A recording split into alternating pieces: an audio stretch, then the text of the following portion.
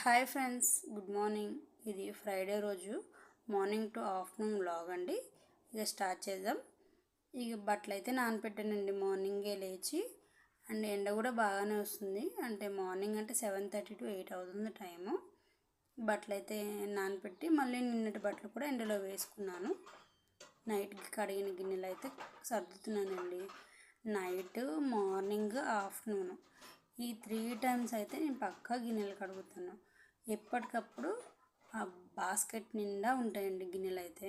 ఇక పెసరట్టు వేద్దామని నైటే పెసరలు నానపెట్టాను కదా, సో మిక్సీ వేస్తున్నాను. నానపెట్టినవి 4 పచ్చిమిరపకాయలు, కొంచెం అల్లం అయితే యాడ్ చేసి మిక్సీ వేస్తున్నానండి. ఇక బెడ్రూమ్లో మా బాబు పడుకున్నాడు కదా, సౌండ్కి లేస్తాడేమో అని చెప్పి డోర్ వేసాను. మిక్సీ వేసుకున్నాక చట్నీ కూడా యాక్చువల్గా నిన్నటిది కొంచెం పచ్చడి ఉందండి, టమాటో పచ్చడి. సో అది అడ్జస్ట్ చేద్దాం అనుకుంటే మా హస్బెండ్ ఏమో వద్దు, నాకు కొబ్బరి చట్నీ కావాలి అంటే, సో ఏం చేస్తాం, అది కూడా ప్రిపేర్ చేయాల్సిందే అని చెప్పేసి దోసపిండి అయితే అయిపోయిందండి. నేను కొంచెం వాటర్ అండ్ సాల్ట్ యాడ్ చేసి కలిపి పక్కన పెట్టేశాను. ఇక పెసరట్టు అయితే మేము రెగ్యులర్గా చేసుకుంటూనే ఉంటామండి. వీక్లీ 1 or 2 అయితే నేను ట్రై చేస్తాను. రెగ్యులర్గా మినప దోసే కాదు, పెసరట్టు, మిల్లెట్ దోశ, మినప దోశ, ఇడ్లీ చాలా రేర్ అండి.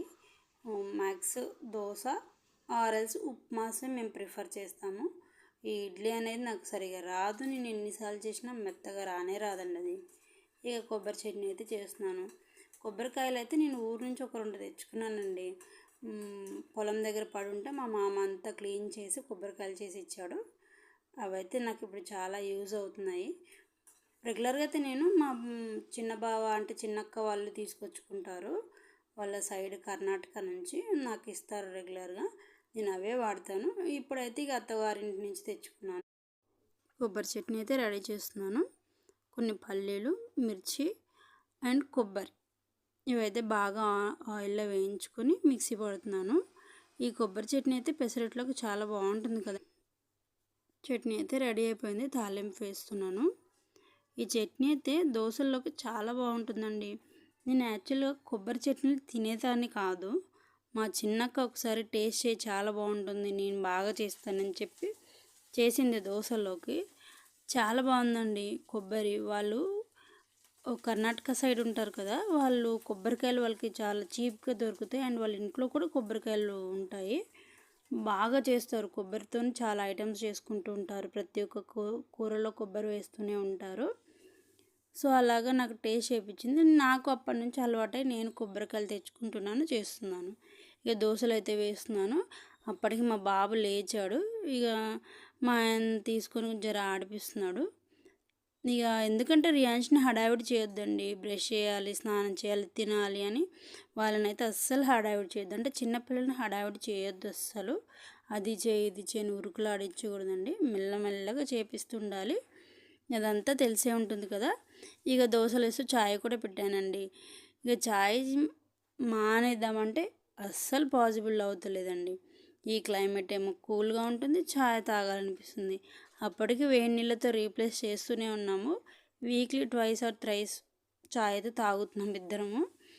ఇక మెల్లగా తగ్గించాలి. ఒక్కసారి అలవాటు అయినది ఇక వెంటనే పోదు కదండి, అందరికీ తెలిసిందే కదా ఈ విషయం కూడా.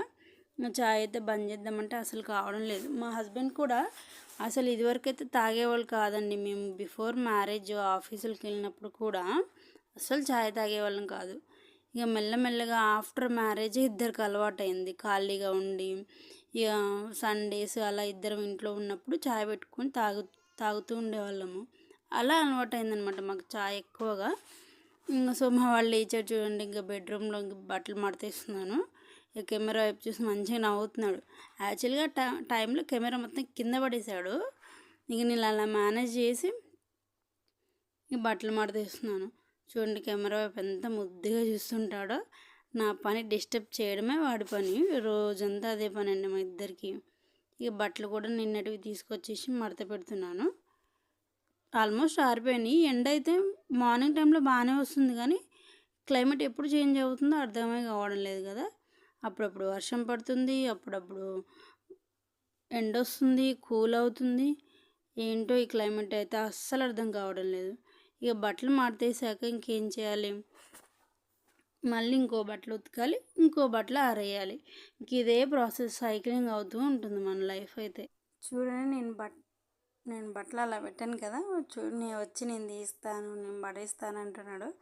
అంటే నాకు హింట్ ఇస్తాడు నేను పడేస్తాను అని, బెదిరిస్తుంటాడు. బట్టలు ఉతుకుతున్నాడు రియాన్స్ కూడా నన్ను చూసి.